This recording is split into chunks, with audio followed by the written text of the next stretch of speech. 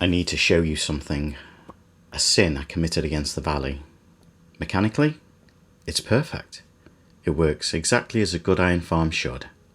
Visually, I think this may be the most disgusting thing I've ever built. And the worst part, you're about to watch me build it. In this episode, we will build this industrial crime against architecture. It will work perfectly, and I will attempt to make it at least slightly less offensive to the valley. And if it all goes horribly wrong, at least we'll get iron. Before starting, I wanted to preserve something else for posterity. A map of this corner of the valley. A snapshot of the hard work and the beauty of this place. Or to put it another way, I preserved the valley before committing architectural vandalism. Because once the iron farm is built, there may be no going back.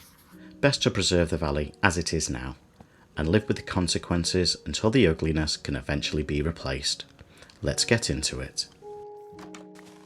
At this stage, I still believed this was all going to look perfectly reasonable, so I cleared the area, laid the foundations, and carried on with the quiet confidence of a chimp who has not yet seen the consequence of his actions. Now, I'm no redstone engineer, but I do think it helps not to blindly follow someone else's tutorial. At its core, an iron farm is really quite simple. 3 villages, each with a bed, the occasional opportunity to sleep. A zombie to ensure they remain in a state of permanent low-level existential distress. A spawning platform to encourage any resulting iron golems toward their fiery final destination. Or, if we're being charitable, mechanical deconstruction into constituent parts. Plus poppies, for reasons science has yet to adequately explain. I didn't think this through. Hey, I didn't die. That's nice. All hail Shadow Chimp, shield of the valley, knees of steel.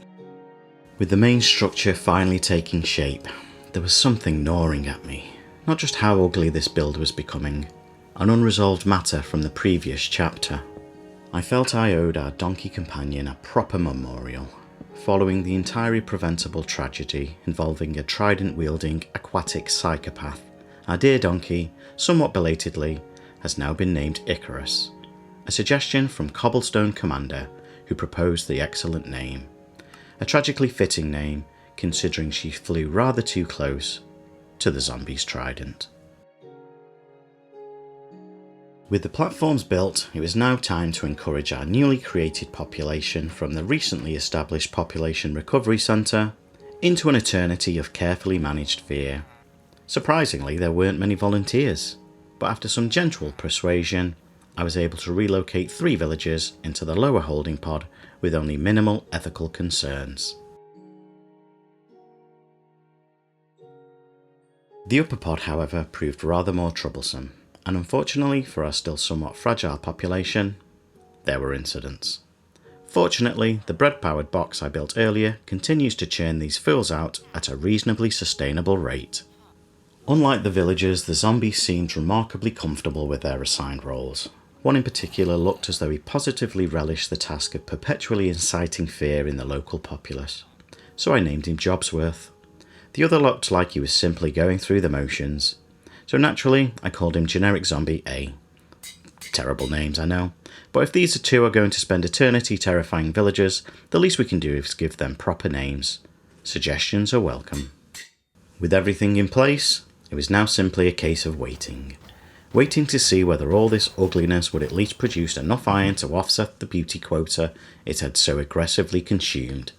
Let's see. With the farm finally working, I felt morally obligated to attempt at least some form of redemption, even if only a modest one. A few visual improvements, some strategic concealment, the Minecraft equivalent of putting curtains over a condemned building. But make no mistake, this is not redemption. This is merely damage control. Because if this structure is to remain in the valley long term, it will need something far more ambitious.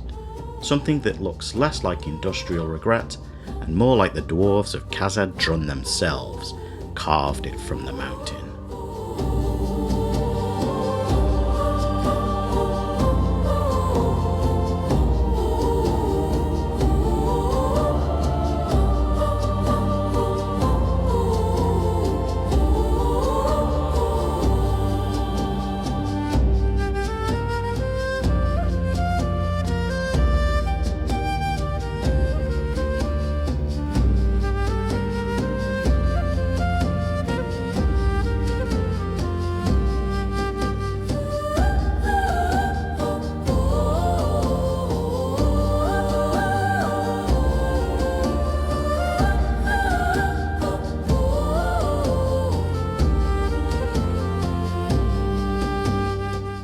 hope you enjoyed today's chapter of ChestMonkey Reloaded.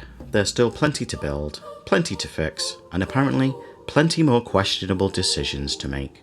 So if you'd like to be part of the journey, consider subscribing, and let's shape this world together. Thanks very much for watching.